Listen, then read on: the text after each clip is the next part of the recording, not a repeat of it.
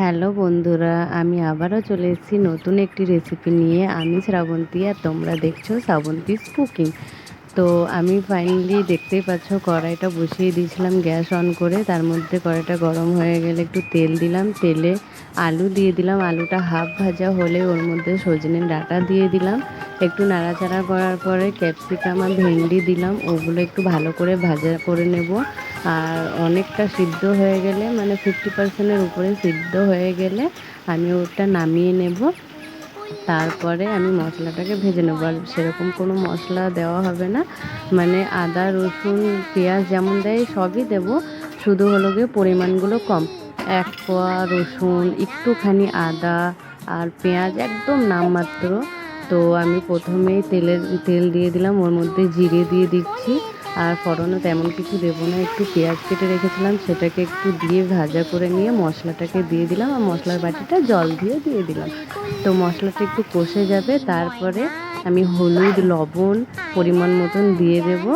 আর কোনো মশলা দিচ্ছি না। আর সামান্য একটু লঙ্কার গুঁড়ি দিলাম, তো যাতে একটু কালারটা ভালো হয় তাই। তো মশলাটা কষানো হয়ে গেলে আমি ভাজা যে জিনিসগুলো ছিল, মানে ভাজা সবজিটা আমি ওর মধ্যে দিয়ে দেব। আর ভাজা সবজিটা দেওয়ার পরেই আমি মাছের মাথা দেবো, যেহেতু আমি এটা মাছের মাথা দিয়ে করছি। আর আমার এরকম তরকারি খুব ভালো লাগে। তোমাদের কার কার ভালো লাগে তোমরা অবশ্যই কমেন্টে আমাকে জানিও। আর একটু মাছের ডিমও ছিল, তো আমি সেটাও একটু দিয়ে দিলাম ওর সাথে। কখনো দিইনি, আজকে প্রথম দিলাম। আমি মাছের মাথা দিয়েই বেশিরভাগ করেছি, তবে মাছের মাথা আর সাথে ডিম কখনো দিইনি, আজকেই করছি। তো আশা করি ভালোই হবে।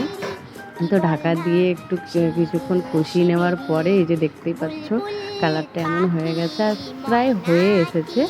তো এটা আমি এখন আর একটুখানা নাড়াচাড়া করে ঢাকা দেব। 5 মিনিট পরে ঢাকা খুলে নামিয়ে নেব।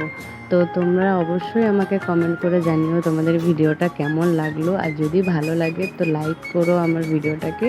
আর আমার পাশে থেকো, সাবস্ক্রাইব করে নোটিফিকেশান যাওয়ার জন্য বেল আইকনটাকে প্রেস করে দিও, যাতে আমি যে ভিডিও আপলোড করি না কেন সবার প্রথমে তোমাদের কাছে যায়। তো দেখতেই পাচ্ছ আমার রান্নাটা হয়ে গেছে, তো আমি এখন নামিয়ে নিচ্ছি। তো তোমরা অবশ্যই জানিও যে কেমন লাগলো ভিডিওটা। আর যদি ভালো লাগে তো কমেন্ট করে যে অবশ্যই জানিও।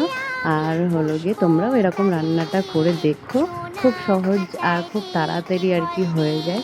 আর কেমন লাগে সেটাও জানিও। তো আমি ভিডিওটা আজকে এখানেই শেষ করছি, তেমন বড় করছি না। তো টাটা, দেখা হচ্ছে পরের কোনো নতুন ভিডিওতে।